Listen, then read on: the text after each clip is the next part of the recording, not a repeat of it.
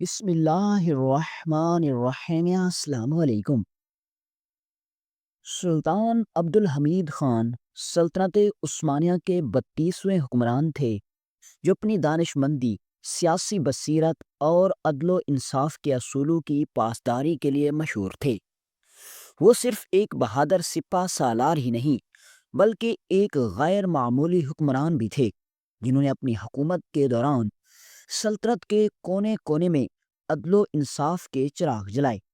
ان کے عہد میں سلطنت اندرونی اور بیرونی سازشوں میں گھری ہوئی تھی، لیکن انہوں نے اپنی عقل مندی اور معاملہ فہمی سے سلطنت کو مضبوط اور مستحکم رکھا۔ سلطان کا انداز حکمرانی ہمیشہ منفرد رہا۔ وہ نہ صرف رعایا کی فلاح و بہبود کا خیال رکھتے، بلکہ ہر فریادی کی داد رسی خود کرتے تھے۔ ان کے دربار میں آنے والا کوئی بھی شخص انصاف کے بغیر واپس نہیں جاتا تھا۔ وہ مانتے تھے کہ ایک حکمران کا سب سے بڑا فرض اپنے عوام کو برابری کا انصاف دینا ہے۔ ان کا فرمان تھا، عدل وہ بنیاد ہے جس پر سلطنتیں کھڑی ہوتی ہیں، اور جب یہ بنیاد کمزور پڑ جائے تو سلطنتوں کو زوال آ جاتا ہے۔ سلطان ہمیشہ اپنے دربار میں عوامی شکایات سنتے اور ان کا فوری حل نکالتے۔ ایک دن جب دربار کا انعقاد کیا گیا تو 4 انوکھے اور حیرت انگیز مقدمات پیش ہوئے۔ ہر مقدمہ اپنی نوعیت میں اتنا منفرد تھا کہ اس کا فیصلہ کرنا عام عقل سے باہر تھا، لیکن سلطان عبد الحمید کی ذہانت اور دانائی نے ہر معاملے کو ایسے حل کیا کہ درباری بھی حیران رہ گئے۔ ایک دن دربار میں 2 عورتیں آئیں جنہوں نے ایک ہی بچے پر دعویٰ کیا۔ دونوں کہہ رہی تھیں کہ وہی اس بچے کی اصل ماں ہیں۔ دربار میں شور مچ گیا اور ہر کوئی حیران تھا کہ سچائی کیسے سامنے آئے گی۔ جب سلطان عبد الحمید نے ایک عورت سے پوچھا تو اس نے وہ تمام دلائل دیے جو ایک ماں اپنے بچے کے لیے دے سکتی ہے، اور جب دوسری عورت سے پوچھا تو اس کے بھی الفاظ میں سچائی واضح نظر آ رہی تھی۔ سب درباری اور سلطان عبد الحمید خان حیران تھے کہ آخر ان 2 عورتوں میں بغیر کسی ثبوت کے میں کیسے پتہ لگاؤں کہ اس بچے کی اصل ماں کون ہے۔ سلطان نے کچھ دیر سوچا، پھر ایک عجیب فیصلہ دیا۔ بچے کو 2 برابر حصوں میں تقسیم کر دیا جائے تاکہ دونوں عورتوں کو ان کا حصہ مل سکے۔ یہ سن کر سب درباری ہکا بکا ہو گئے اور کہا، سلطان معظم کو کیا ہو گیا، جس کی رحم دلی کے قصے نہ صرف مسلمان ہی نہیں بلکہ وہ لوگ بھی جو آپ سے نفرت کرتے ہیں اور ایمان نہیں لائے، یعنی کہ کافر، وہ سنتے ہیں۔ لیکن آخر سلطان کو آج ایسا کیا ہو گیا کہ ایک معصوم بچے کو تلوار سے 2 ٹکڑے کرنے کا حکم دے رہے ہیں؟ کیا اس مقدمے کا یہی حل ہے؟ یہ سنتے ہی پہلی عورت فوراً سلطان کے قدموں میں گر گئی اور روتے ہوئے کہنے لگی، نہیں، میرے بچے کو مت ماریں، میں اپنے حق سے دستبردار ہوتی ہوں۔ دوسری عورت خاموش کھڑی رہی۔ سلطان مسکرائے اور اعلان کیا، یہی بچے کی اصل ماں ہے، کیونکہ ایک حقیقی ماں اپنے بچے کو مرنے نہیں دے سکتی۔ یہ فیصلہ سن کر دربار میں سلطان کی ذہانت اور عدل کی داد دی گئی اور بچے کو اس کی اصل ماں کے حوالے کر دیا گیا۔ دوسرا مقدمہ 2 بھائیوں کے درمیان وراثت کا تھا۔ ان کے والد نے وصیت میں لکھا تھا کہ جائیداد اس بیٹے کو دی جائے جو زیادہ نالائق ہوگا۔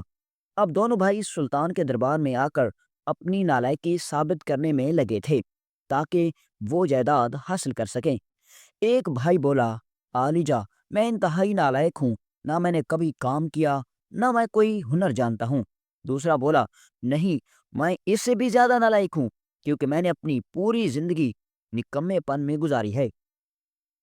سلطان عبدالحمید مسکرائے اور کہا، اسی طرح تم دونوں میں ثابت نہیں ہوگا کہ تم دونوں میں کون زیادہ سست، کاہل اور نکما ہے، لہذا تم دونوں کا دوڑ کے اندر مقابلہ لگایا جاتا ہے۔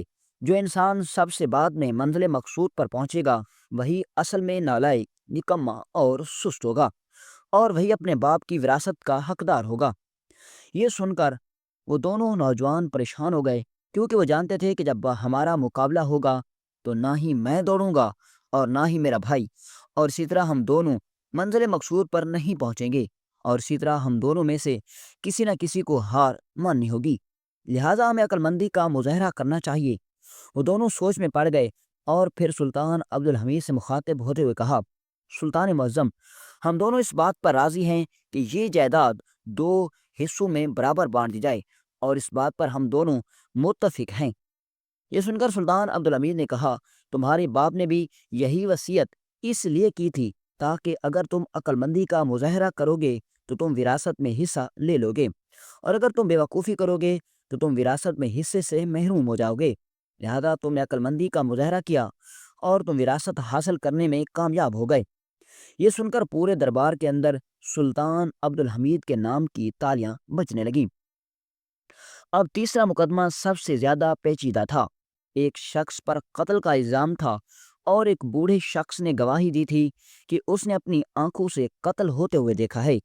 سلطان نے غور سے بوڑھے گواہ کو دیکھا اور کہا، کیا تم واقعی قتل کے وقت پر موجود تھے، یعنی موقع پر موجود تھے؟ بوڑھے شخص نے زور دے کر کہا، جی ہاں عالیجا، میں نے اپنی آنکھوں سے سب کچھ دیکھا ہے۔ سلطان نے تبسم کے ساتھ خادم کو حکم دیا کہ ایک لمبے قد آور سپاہی کے ہاتھ میں سکہ دے دو اور اسے دربار کے دائیں نکر میں کھڑا ہونے کا حکم دو۔ اور پھر سلطان نے بلند آواز میں بوڑھے کو کہا، تم دوسرے نکر میں کھڑے ہو جاؤ، اور سلطان نے حکم دیا، اے بابا جی، اگر تمہیں واقعی میں اتنا نظر آتا ہے تو تم بتاؤ کہ اس سپاہی کے ہاتھ میں کیا ہے؟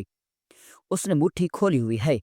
پوری کوشش کی، لیکن پھر اس نے سلطان سے کہا، سلطان معظم، مجھے تو وہ لمبا قد آور آدمی بھی سمجھ نہیں آ رہی کہ وہ کون ہے، اس کا چہرہ نظر نہیں آ رہا، آپ کہہ دیں کہ میں اس کے ہاتھ میں کون سی چیز ہے وہ دیکھ کر بتاؤں؟ تو یہ سن کر سلطان نے کہا، تم دن کی روشنی میں تھوڑے سے فاصلے پر ایک آدمی کو نہیں پہچان سکتے تو کیا تم اندھیرے میں ایک قتل کرنے والے مجرم کو کیسے دیکھ سکتے ہو؟ بوڑھا شخص بوکھلا گیا اور گھٹنوں کے بل گر کر معافی مانگنے لگا۔ آخرکار اس نے اس بات کا اقرار کر لیا کہ اسے رشوت دی گئی تھی۔ سلطان نے اصل قاتل کی تلاشی کا حکم دیا اور جھوٹے گواہوں کو سخت سزا سنا دی۔ چوتھا مقدمہ ایک سوداگر اور کسان کے درمیان تھا۔ سوداگر کا دعویٰ تھا کہ کسان نے اسے ایک خطیر رقم قرض لی تھی اور اب وہ رقم واپس نہیں کر رہا۔ کسان نے قسم کھا کر کہا کہ اس نے قرض واپس کر دیا تھا۔ معاملہ پیچیدہ تھا کیونکہ کوئی تحریری ثبوت موجود نہیں تھا، کوئی گواہ نہیں تھے۔ سلطان نے کسان سے پوچھا، تم نے یہ رقم کہاں واپس کی تھی؟ کسان نے جواب دیا، عالی جاہ، میں نے محل کے باہر والے باغ میں ایک درخت کے نیچے اس رقم واپس کی تھی۔ سلطان نے فوراً سپاہیوں کو حکم دیا کہ وہ اس درخت کو دربار میں لے آئیں۔ کچھ وقت بعد سپاہی درخت لے کر آ گئے، مگر سوداگر گھبرا گیا۔ سلطان نے مسکرا کر کہا، اگر تمہیں رقم دی گئی ہوتی تو تمہیں درخت کی یاد ہوتی، لیکن تم تو درخت کا ذکر سن کر ہی حیران ہو گئے۔ اس کا مطلب یہ ہے کہ کسان سچا ہے۔ سلطان نے فیصلہ دیا کہ کسان بے قصور ہے اور سوداگر کو جھوٹ بولنے پر سخت تنبیہ کی۔ دربار میں ایک بار پھر سلطان عبدالحمید خان کی دانائی کی داد دی گئی۔ سلطان عبدالحمید کی حکمت اور انصاف کے چرچے دربار سے نکل کر پورے شہر میں پھیل گئے۔ رعایا ان کے انصاف کی مثالیں دینی شروع کر دیں اور ان کا عدل ہمیشہ کے لیے تاریخ میں رقم ہو گیا۔